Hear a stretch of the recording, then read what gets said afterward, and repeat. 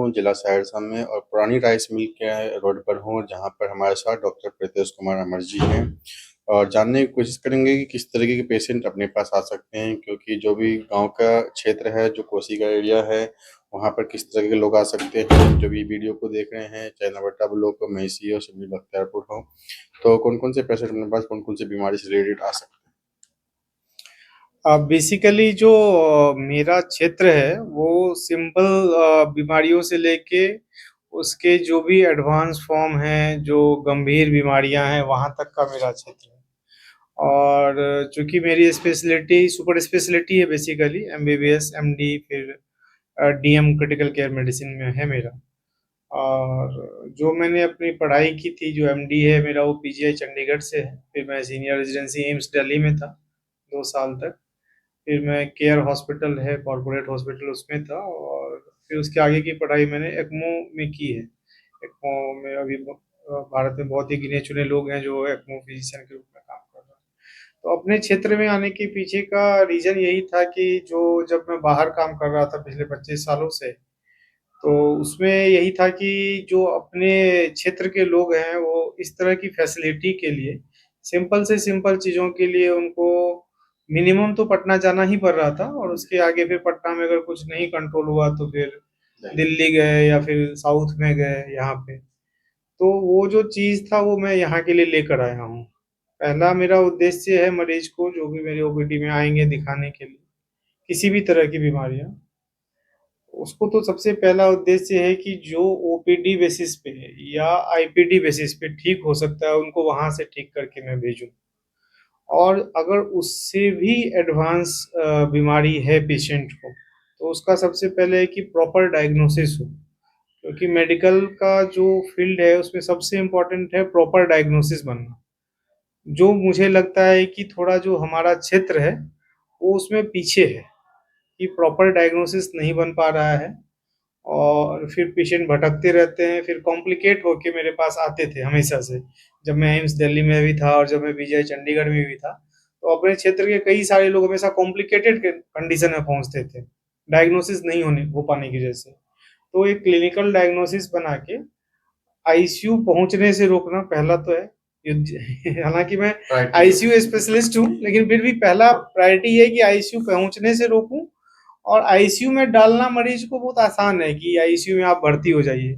Main है ICU से आप उनको सेफली कैसे बाहर निकालते हैं। तो यही है, और ये मैं पिछले 1 महीने से यहाँ कर रहा हूँ। ये अपने निजी क्लिनिक का तो उद्घाटन मैंने अभी किया है, लेकिन मैं आने के बाद यहाँ पे श्री नारायण मेडिकल कॉलेज में as a head of the department join किया। और जो मरीज थे उनके पास पैसे नहीं थे, वो भी हमारे पास आए। कार्डियक अरेस्ट हो गया, शायद आम पब्लिक ये नहीं समझ पाए कि सीपीआर क्या होता है। जब मरीज का हृदय बंद हो जाता है तो उसको कंप्रेशन करके उसको रिवाइव करने की हम लोग कोशिश करते हैं। हमारे पास मरीज आए और पोस्ट कार्डियक अरेस्ट के पेशेंट आए मेरे पास। और उनका कोई बीपी पल्स नहीं था, पेशेंट सांस नहीं ले रहे थे। लेकिन ऐसे कंडीशन में यूजुअली पेशेंट को भेज दिया जाता है कि अब पेशेंट को कुछ नहीं हो सकता है। उस पेशेंट को मैंने लिया, उसको मैंने वेंटिलेटर पे डाला। जो हार्ट की गति बढ़ाने वाली दवाई होती है आइसोलिन, उसके इन्फ्यूजन पे लिया। और कुछ जीवन रक्षक दवाइयाँ होती है जैसे नॉर एड्रेनलिन, डोब्यूटामिन, इन सब पे लिया, वेंटिलेटर पे लिया। 3-4 दिन में पेशेंट मेरा वेंटिलेटर से बाहर आ गया। लेकिन चूंकि ये हार्ट का कंप्लीट ब्लॉकेज था, हार्ट ब्लॉकेज का मतलब होता है कि जो हार्ट का रिदम है वो काम ही नहीं कर रहा बिना दवाई के। तो पेशेंट का फिर सडन कार्डियक अरेस्ट हो गया लास्ट सैटरडे को। उस कंडीशन में मैं वापस गया वहाँ पे। सीपीआर ऑनगोइंग था, सीपीआर वही चेस्ट कंप्रेशन। तो यद्यपि इस तरह का 90 मिनट के सीपीआर के बाद यूजुअली बड़े बड़े कॉर्पोरेट हॉस्पिटल और जो बड़ी संस्था है वहाँ पे भी रिवाइव नहीं हो पाता है।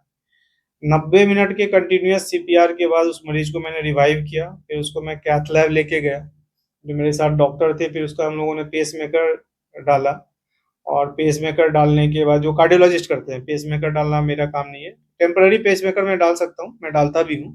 लेकिन जो परमानेंट पेस मेकर वगैरह है वो कार्डियोलॉजिस्ट ही डालते हैं, वो उन्हीं का डोमेन है। तो उस पेशेंट को बचा के और मैनेजमेंट से बात करके हर एक कुछ फ्री करवा के उस पेशेंट का जान बचाया, और आज वो पेशेंट को मैंने डिस्चार्ज किया।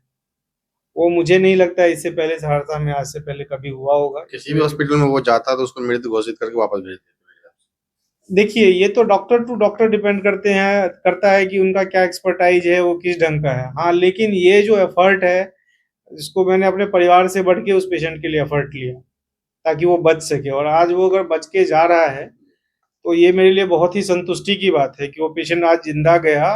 और सिर्फ जिंदा नहीं गया, नॉर्मल सांस लेते हुए, खाना पीना खाते हुए, चलते फिरते गया। तो एक मरीज जो मृत्यु शैय्या पे आया था, वो मरीज आज 5-6 दिन बाद मेरे आईसीयू से जीवित होके घर जा रहा है। तो इससे बड़ी खुशी के लिए मेरे पास और कोई बात नहीं हो सकती। तो तभी ये तभी मैंने लोग आपको कहते हैं डॉक्टर जो भगवान का दूसरा रूप होता है।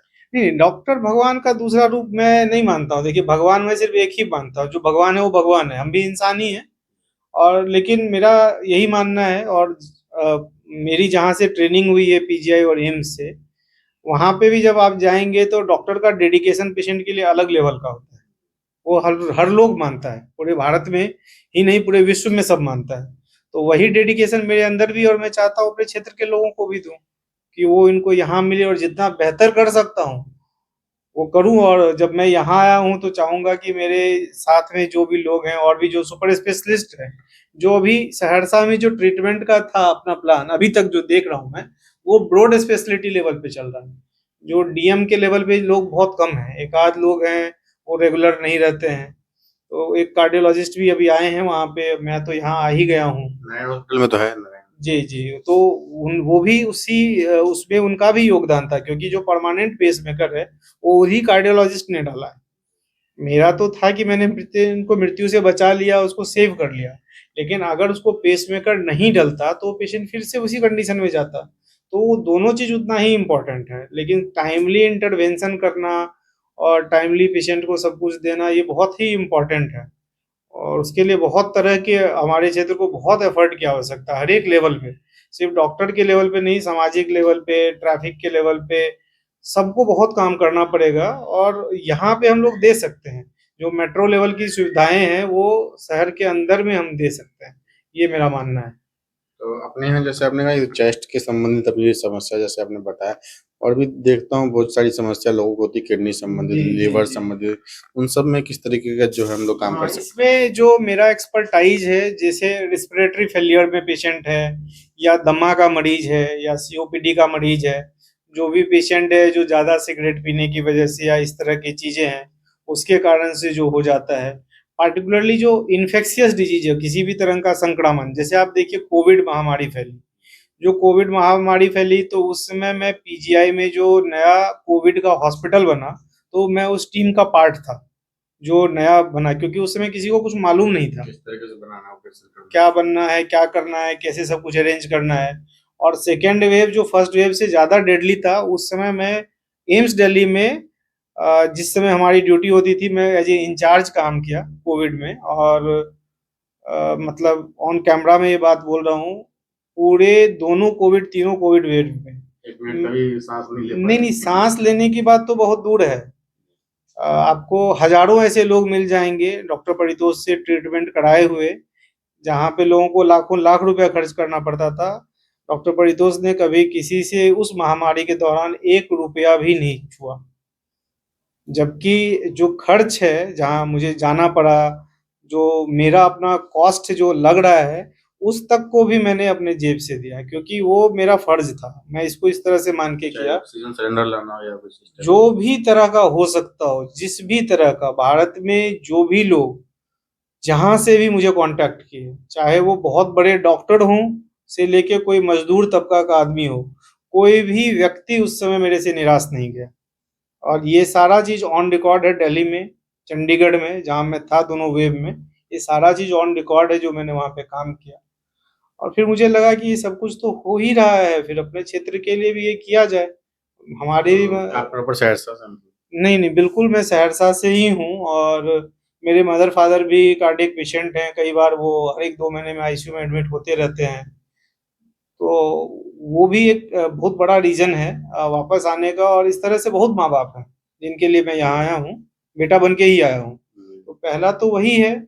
और संस्थान चलाऊंगा तो कुछ ना कुछ उसका कॉस्ट लगता ही है, वो तो वो रेंट एक है, यहाँ चीज पे है, बहुत तरह की चीजें हैं। स्टाफ है।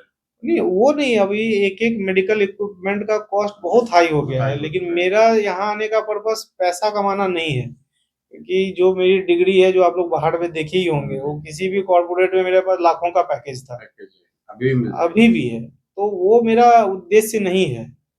हाँ, लेकिन है कि बेहतर कर सकें और लोग इसको बेहतर रूप से जान सकें इस चीज़ को। बहुत सारी मरीज आई, अभी सुपौल से हमारे पास एक पेशेंट, क्योंकि मैं नाम डिस्क्लोज नहीं कर सकता हूँ, ये मेडिकल एटिकेट के अगेंस्ट है। हाँ, प्राइवेसी होती है। तो गैस्पिंग स्टेज में आया और पूरे शहर में कहीं पे भी उसको नहीं रखा गया, और वो चाची ठीक होके मुझे आशीर्वाद दे के गई वेंटिलेटर से बाहर निकल के। तो एज ए डॉक्टर मैं हर एक मरीज को नहीं बचा सकता हूँ, लेकिन जो बचने वाले मरीज अगर मेरे एफर्ट से बच जाते हैं तो मेरे लिए सबसे बड़ा कमाई हुई। और और आजकल जैसे देख रहे हैं यहाँ पे बीमारी फैलने का सबसे ज़्यादा युवाओं में देख रहे हैं, जंक फूड वगैरह है, कितना ज़्यादा चांस होता है लीवर पे इफेक्ट पड़ता है ये सब। नहीं, जंक फूड जो है वो आप समझिए कि आप अपने बीमारी को न्योता दे रहे हैं। क्योंकि जो भी जंक फूड हैं, जो उसमें ऑयल हैं, जो भी ट्रांस ऑयल्स हैं उसमें, वो लगातार यूज होता है रिपीटेड टाइम्स। तो ये कहीं ना कहीं जाके हमारे जो लीवर के डिटॉक्सिफिकेशन का एक क्षमता होता है कि एक क्षमता तक हमारा लीवर डिटॉक्सिफाई कर सकता है। फिर उसके बाद धीरे धीरे चीजें एक्यूमुलेट होने लगती हैं और हमारे वो बीमारी का जड़ हो जाता है। पहली बात ये है। दूसरी बात, हाइजीन का इशू रहता है कि किस तरह की हाथ की सफाई है, नहीं है। उसके वजह से फूड पॉइजनिंग का, तो गैस्ट्रोएंटराइटिस का, जैसे ही अभी आप देखेंगे बारिश का सीजन आएगा, ये बीमारियां बढ़ जाएंगी। जैसे अभी कोविड बढ़ गया, क्योंकि हाइजीन का एक समस्या है, क्योंकि हम लोग एक पॉपुलस कंट्री हैं, तो उसको हम लोग मान के चलते हैं कि है। लेकिन मैं आपके चैनल के माध्यम से यही कहूंगा लोगों से कि स्वस्थ खाएं और स्वस्थ रहें, क्योंकि खाना का स्वस्थ होना बहुत और स्वच्छ होना बहुत जरूरी है। तो उसके हिसाब से ही हम लोगों को चलना चाहिए। अगर हम लोग लाइफ स्टाइल मॉडिफिकेशन करते हैं, जैसे मेरा स्पेशलिटी, मैंने fellowship diabetes mellitus diabetes management में भी किया हुआ है।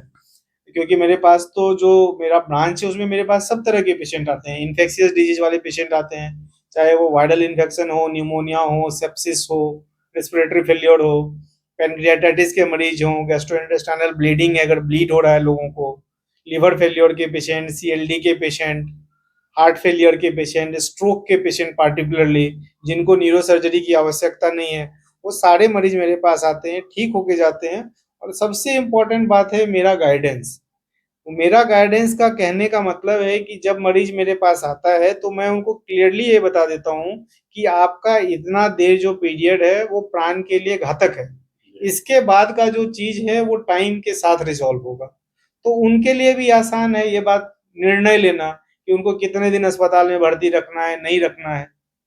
तो वो भी एक बहुत बड़ी बात है लोगों के लिए भी, कि अब जबरदस्ती उनको अस्पताल में भर्ती करके रखना भी मेरे समझ से ठीक बात नहीं है। तो वो मेरा मेन वही फोकस है कि डायग्नोसिस प्रॉपर हो, चाहे जो मेरे पेशेंट ओपीडी में आए, चाहे वो पेशेंट मेरे पास इंडोर में आए, या चाहे वो मेरे पास आईसीयू में आए। मैं यहाँ कोशिश कर रहा हूँ कि जो मेट्रो लेवल का आईसीयू का फैसिलिटी हो वो कम से कम कॉस्ट में, रनिंग कॉस्ट में उनको उपलब्ध कराऊं और सही समय पे उनको इलाज दे पाऊं।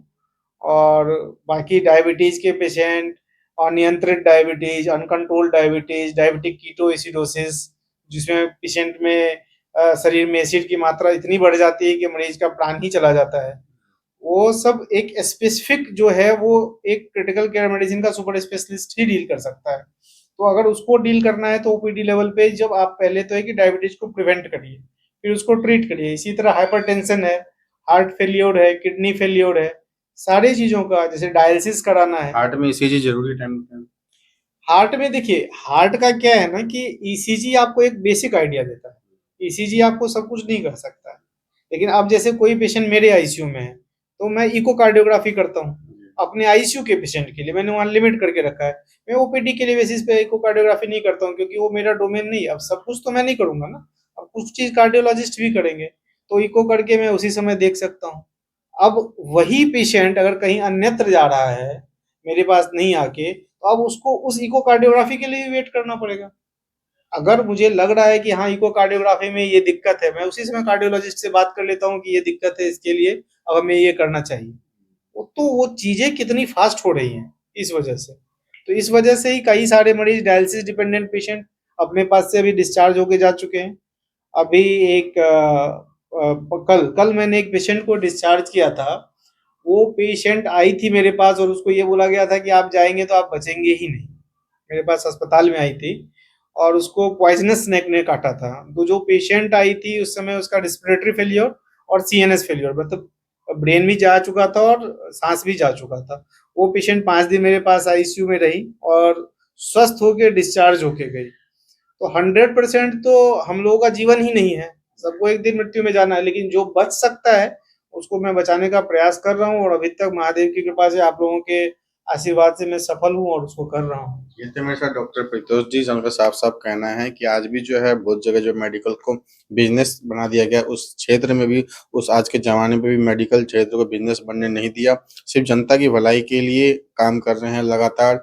इतने सारे पैकेजेस छोड़ के अपने गाँव सहरसा में हैं और आप लोगों के लिए है। तो आप लोगों को किसी भी प्रकार की संबंधित समस्या, हार्ट से हो, डायबिटीज़ से समस्या हो, लिवर हो, किडनी हो और किसी प्रकार की समस्या हो, तो एक बार ज़रूर यहाँ पे जाँच कराएँ।